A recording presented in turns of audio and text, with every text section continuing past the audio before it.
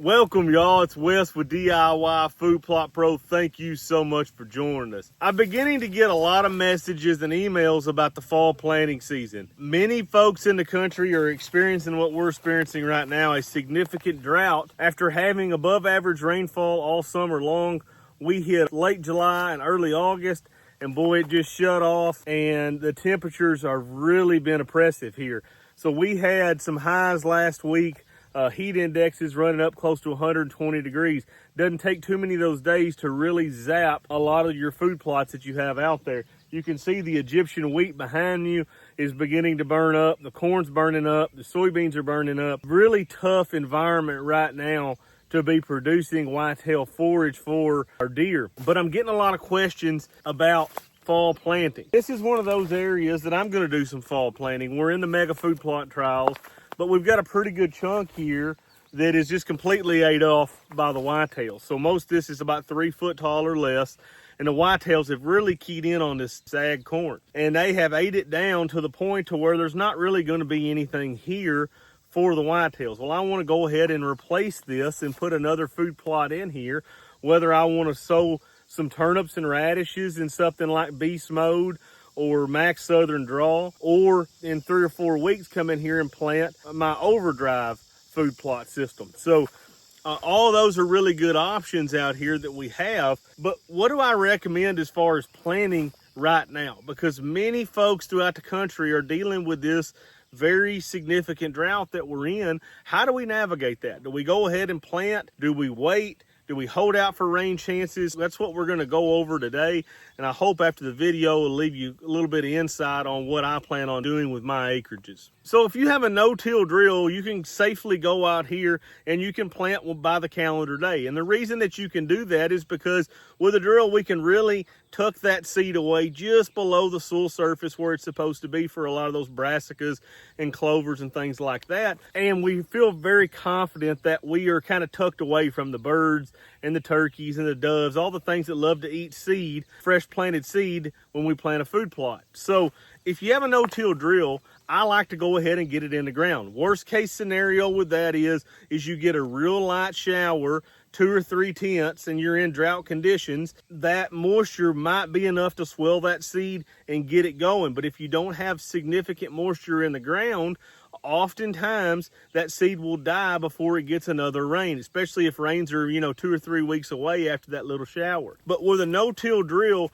you're a little bit more protected against that because the seed's actually down in the soil a little bit. If you just get a real light shower on top, it's not going to soak all the way down to that seed and have enough to germinate up. Now, if we flip that around and say we were just going to do a full broadcast out here, then you are 100% at the mercy of, you hope you don't get one of those 2 tenths or 1 tenth rains that wets everything, but it really doesn't soak anything into the soil. Because then, if your seed's sitting on top of the soil, you get one of those 10th or 2 tenth rains, then your seed starts swelling and it's going to try to start germing up. So with a no-till drill, we have a little bit more protection against that. Now, if we're working our ground and we're disking or say using a cultipacker to pack that seed into the ground, I think that's okay to go ahead and plant and wait for the rains. It's semi-protected, very similar to like the no-till drill is. But if you're going to strictly broadcast a crop onto the soil surface and wait for the rains to occur, I would strongly recommend on waiting until you have some pretty good rain chances in the forecast. And the way that I do that is, if I'm coming out here and let's say I'm going to plant my max bulb and brassicas and we don't end up getting the rain, well, then I switch to my overdrive later on in the fall. I store that seed in a cool, dry area and it'll be okay for next year. So that's the way that I do it. If I don't get the conditions to come out here and plant, and if I don't have that rain, then I don't end up planting that crop, okay? Or I plant it later than I expected to. But I just try not to go out there and rush. We have got so much time before the fall and winter hunting season. There's no real reason to go out there and really be stressed out right now with running out there and throwing seed in and taking a chance of that seed not coming up. Most of the seed mixes that I recommend are 45 to 60 days before a frost. We're not even close to that time frame yet. Most places that's going to be in September is when we're going to be planting. We're just now at the very beginning of August, So no real troubles here. Don't get in too much of a bind. Go out there and try to plant something when the conditions are not right. That's generally why food plots don't work, is we try to go out there and we try to push the envelope because the calendar date says to plant, but conditions are not right to plant. Like I said, no-till drill, or if you're working the ground, you can go ahead and get that seed down and have it waiting for a rain. But if you're strictly broadcasting it, just like here, I'm in a standing corn plot. If I was just had a little broadcaster and I was going to broadcast all this, I'd try to do this before rain. If this seed sits out here for a month, it's still going to be viable. As long as it doesn't rain, it's still going to be just fine and dandy. It will germ up as soon as it rains, no trouble. But you're going to lose a little bit to doves and quail and turkeys, anything else that might come along and eat that seed. That's going to drop your population. So when I'm broadcasting anything, I always like to increase the population just a little bit, usually 10 to 15% more, just to alleviate some of that issue that you're going to have, because this is not perfect conditions here. If I'm spreading this on top of the ground, we've got dead plant matter. We've got some green plants out here.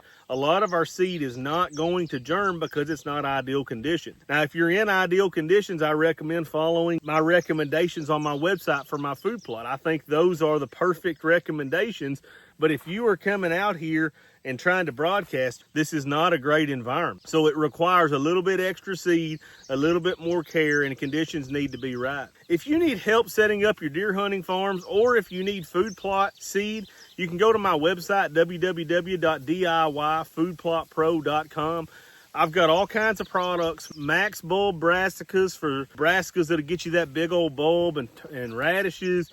I've got overdrive, which is a mix of cereal grains. I've got a southern draw that's a really good food plot to plant in early fall for max attraction to those plots at the beginning of hunting season, but also has a lot of things in there that will continue to feed those deer all the way through the winter. I also got beast mode. I have planted a pile of that on the 1,800 acres over the years. And I've also got some bulk products for you. So all those products are available on the website. They are ready to ship out. And if you need a hunting consultation done where I come to your farm, evaluate the timber, the TSI, the FSI, the bedding cuts, the screening, the travel corridors, the standing blind locations, mock scrapes, water holes, how we set that farm up to where it hunts better and grows more mature bucks, reach out to me, click on Boots on the Ground Visit, and I will reach out to you. I'll come to your farm this winter, and we will set a plan in motion to get that farm back on the right track. If any of that interests you, you can go to my website, www.diyfoodplotpro.com. Thank you guys so much for watching.